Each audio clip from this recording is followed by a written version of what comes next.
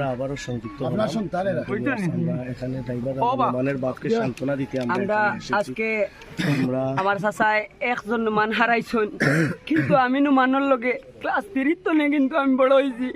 আমি যেহেতু বন্ধু হয়ে সহ্য করতে পারি না, বেটা সন্তানের কেমনে সহ্য করবা, কিন্তু তারপরেও আমি তো আমরা তো এই শ্রমিক ভাই হল, শুধু শ্রমিক না সাধারণ মানুষ পর্যন্ত আপনার সন্তানের লাগে আইছেন। আপনার একজন নুমান গেছে, কিন্তু হাজারো নুমান কিন্তু এখনো পর্যন্ত বাঁচিয়ে আছে।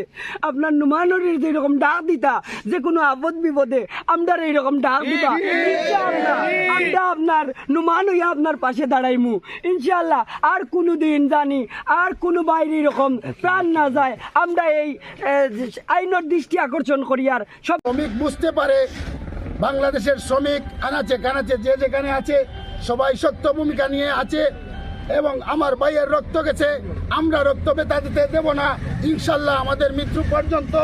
আমি বিশেষ করে আবদার করছি প্রশাসনের ভাইদেরকে, কারণ আপনারা প্রশাসনের লোক, আমরাও আপনাদের সহকারী শ্রমিক ভাইরা, আপনারা আমাদেরকে মায়া করেন, আমরাও আপনাদেরকে মায়া করি।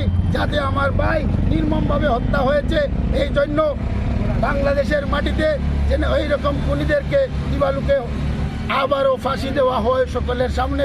এই বলে আমি আমার বক্তব্য শেষ করলাম। আসসালামু আলাইকুম ওয়া রাহমাতুল্লাহি ওয়া বারাকাতুহু। আমাদের আজকের কর্মসূচি আজমল সিএনজি স্ট্যান্ডের সাবেক সভাপতি এবং আজকের কর্মসূচিরও যিনি ইতিমধ্যে সভাপতির দায়িত্ব পালন করেছেন, ওনার কাছ থেকে আমরা সমাপনী বক্তব্য শুনবো। তার আগে আমরা বড়লেখা উপজেলার সর্বস্তরের প্রশাসনের দৃষ্টি আকর্ষণ করে বলছি, আমাদের এই কর্মসূচি আজকে শেষ হয়নি যতদিন পর্যন্ত এই খুনি মারজান, এই খুনি রায়ানের ফাঁসি নিশ্চিত না হচ্ছে, আমরা আদালত কর্তৃপক্ষের কাছ থেকে যত সময় তাদের ফাঁসির রায় না শুনবো ততক্ষণ পর্যন্ত।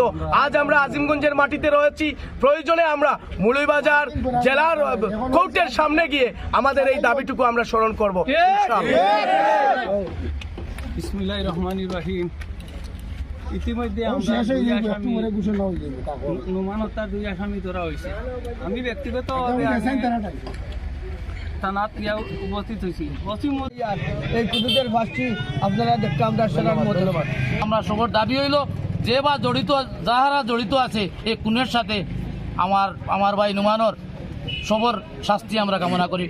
খুনিদের ফাঁসি চাই আমরা সকলের পক্ষ থেকে ধন্যবাদ করবো। এবং আসলে আমরা ওসিমুদেরকে ধন্যবাদ জানাই, আমরা যে সান্ত্বনা দিছ, আর ইনশাল্লাহ নুমান হত্যার বিচার হইব। আমরা